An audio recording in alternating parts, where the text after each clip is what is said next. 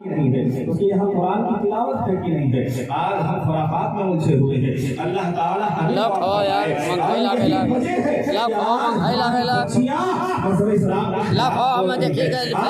بچیوں کو سر پر دوپٹہ اچھا نہیں لگتا ہے. آج ہماری بچیوں کو قرآن پڑھنا اچھا نہیں لگتا ہے. آج ہماری بچیوں کو سچ بولنا اچھا نہیں لگتا ہے. آج ہماری بچیاں کہہ رہی ہیں ہم پردہ نہیں کریں گے. آج ہماری بچیاں کہہ رہی ہیں ہم پردہ نہیں کریں گے. یقین مانیے جتنی چھوٹ اسلام نے دینی تھی وہ دے چکا. اب اس کے آگے اگر تم چھوٹ مان رہی ہو تو وہ چھوٹ نہیں ہے, وہ بے حیائی ہے. بے حیائی جو تم سے شیطان کروا رہا ہے. اللہ تعالیٰ ہماری بچیوں کو ہدایت عطا فرمائے. آج ہماری بچیاں اور آج وہ قوم کی بچیاں, میں ان سے پوچھنا چاہتا ہوں کس مذہب پر تم انگلیاں اٹھا رہے ہو, کس مذہب پر تم کانوں میں سوئی کر رہی ہو. ارے تم 1400 سال پیچھے اگر چلی جاؤ تو تم کو پتا چلے گا تمہاری کوئی حیثیت نہیں تھی, تمہاری کوئی عزت نہیں تھی, تمہارا کوئی وقار نہیں تھا. تمہارا اگر عزت ملی ہے تو ہمارے مذہب نے تمہیں عزت دی ہے. اگر تمہیں شہرت ملی ہے ہمارے مذہب نے تمہیں شہرت دی ہے. اگر تمہیں بلندی ملی ہے ہمارے مذہب نے تمہیں بلندی دی ہے. آج وہی بچیاں کہہ رہی ہیں ہم مذہب اسلام کو فالو نہیں کریں گے. آج وہی بچیاں کہہ رہی ہیں ہم خدیجہ کو فالو نہیں کریں گے. ہم اپنی عائشہ صدیقہ کو فالو نہیں کریں گے. ہم حضرت فاطمہ کو فالو نہیں کریں گے. میں کہنا چاہتا ہوں اللہ کی قسم اگر 1400 سال پیچھے چلی جاؤ اور اگر تم اپنا وقار دیکھو تو تمہیں کیسا وقار نظر آئے گا کہ جب تمہارا جنم ہوا تھا, جب دنیا میں آئی تھی تم کو زندہ دفن کر دیا جاتا تھا, زندہ تربور کر دیا جاتا تھا. لیکن یہ وقار تم کو کس نے دیا ہے؟ اسلام نے دیا ہے. اور وقار دیا ہے تو ایسا دیا ہے. ایک وقت وہ تھا جب بچیاں پیدا ہوتی تھی تو زندہ دفن کر دی جاتی تھی. آج ایسا زمانہ ہے, یہ زمانہ کس نے دیا ہے؟ مذہب اسلام نے دیا ہے. جو بچیوں کو زندہ دفن کر رہے تھے آج وہی بچی پیدا ہونے کی دعائیں کر رہے ہیں. آج وہی بچی پیدا ہونے کی دعائیں کر رہے ہیں. اور جب ان کے یہاں بچی پیدا ہو جاتی ہے قاری صاحب ان کے یہاں ملاد بھی ہو رہا ہے, ان کے یہاں فاتحہ بھی ہو رہی ہے, ان کے یہاں خوشی کے ماحول میں لوگوں کو کھانا بھی کھلایا جا رہا ہے. یہ وقار تم کو کس نے دیا ہے؟ یقین مانیے یہ وقار ہمارے مذہب اسلام نے. آج ہماری بچیاں مذہب اسلام کے خلاف جا رہی ہیں.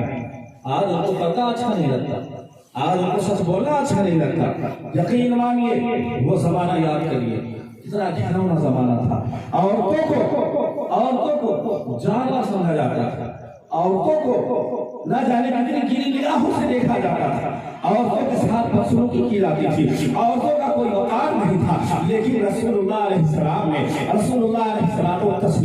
ایک حدیث بیان فرمائی, اور جیسے وہ حدیث بیان فرمائی یقین مانیے صحابہ کے وسیلے سے ہمارے اندر بھی بچیوں کی محبت پیدا ہو گئی. میرے نبی نے فرمایا کہ جس کے 3 بچی ہو اور وہ اپنے 3 بچیوں کی پرورش کرے, جب وہ بڑی ہو جائے اسے دین پڑھائے, اس کے بعد اس کی شادی کر دے, اور یقین مانو جب وہ شادی کر دے گا اس کا انتقال ہو جائے گا. جب اس کا انتقال ہوگا جنت میں میرے ساتھ ہوگا, جنت میں میرے ساتھ ہوگا. میرے نبی نے فرمایا جس کی 2 بچیاں ہیں, جس کی 2 بچیاں ہیں, دونوں بچیاں جب بڑی ہو جائیں دین سکھائے, پہلے اسلام بتائے, قرآن بتائے, اور جب وہ بڑی ہو جائے, جب وہ بالغ ہو جائے تو شادی کر دے اچھا رشتہ دیکھ کر کے. اس کے بعد میرے نبی نے فرمایا جب اس باپ کا انتقال ہو جائے گا, جس نے 2 بچیوں کو پالا ہے, جب اس کا انتقال ہو جائے گا تو وہ جنت میں میرے ساتھ رہے گا. سبحان اللہ. میرے نبی نے فرمایا جس کی 1 بچی ہے وہ بچی بڑی ہو گئی, اس نے پڑھایا لکھایا, اس کے بعد جب وہ بڑی ہو گئی اور وہ بالغ ہو گئی تو اس کا رشتہ اچھی جگہ دیکھ کر کے کر دیا. میرے نبی نے فرمایا جس نے 1 بچی کی شادی کی ہے, پڑھایا لکھایا ہے, جب اس باپ کا انتقال ہو جائے گا تو وہ بھی میرے ساتھ ہوگا. سبحان اللہ, وہ بھی میرے ساتھ ہوگا. میرے نبی علیہ السلام سے صحابہ نے عرض کیا یا رسول اللہ جس کی کوئی بچی نہ ہو, جس کی کوئی بچی نہ ہو, میرے نبی نے فرمایا جس کی کوئی بچی نہ ہو, اگر کوئی انسان غریب ہے اس کی بچی ہے, اس کی بچی کی جب شادی ہو وہ شادی کے موقع پر اپنے جیب سے پیسہ خرچ کر دے, اپنے جیب سے اس بچی کی شادی کرا دے.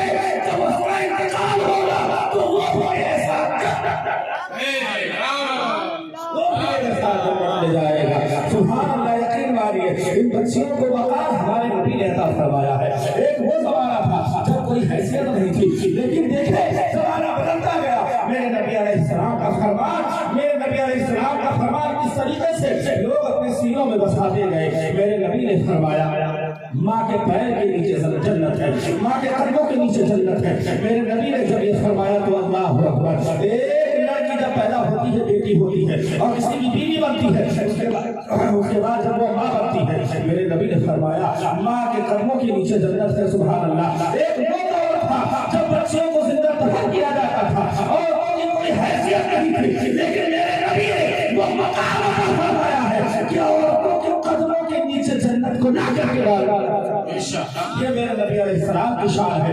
آج ہمارا جو طریقہ ہے یقین مانیے کہ شادی بیاہ کا طریقہ ہے وہ دوسروں سے لیا ہوا طریقہ ہے، دوسروں کے ادیان و مذاہب سے لیا ہوا طریقہ ہے. ہمارا مذہب ہمیں اجازت نہیں دیتا. حضور نے فرمایا ہے لَنَكُونَنَّ فِي أُمَّتِي أَقْوَامٌ يَسْتَحِلُّونَ الْحَرَمَ وَالْحَرَائِرَ وَالْخَمْرَ وَالْمَعْصِيَةَ. میرے نبی نے فرمایا ہے ہمیں میری امت کے لیے ڈھول تاشا حرام ہے.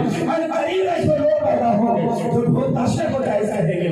آج ہمارے یہاں شادی بیاہ میں ڈھول تاشے بجائے جا رہے ہیں. آج ہمارے یہاں شادی بیاہ میں ناچ کرایا جا رہا ہے. اللہ اکبر. یقین مانیے جب تمہارے یہاں شادی بیاہ ہوگی ناچ و گانا ہوگا تو خدا کی رحمت راضی نہیں ہوگی، خدا کی برکت راضی نہیں ہوگی. یقین مانیے جس طریقے سے اسلام ہے میلاد مصطفیٰ شادی کے موقع پر کرایا ہے، اس طریقے سے تم شادی کراؤ گے تو یقین مانیے تمہاری بچوں کی شادی میں ہمیں آدم کی شادی کا صدقہ ڈھونڈے گا.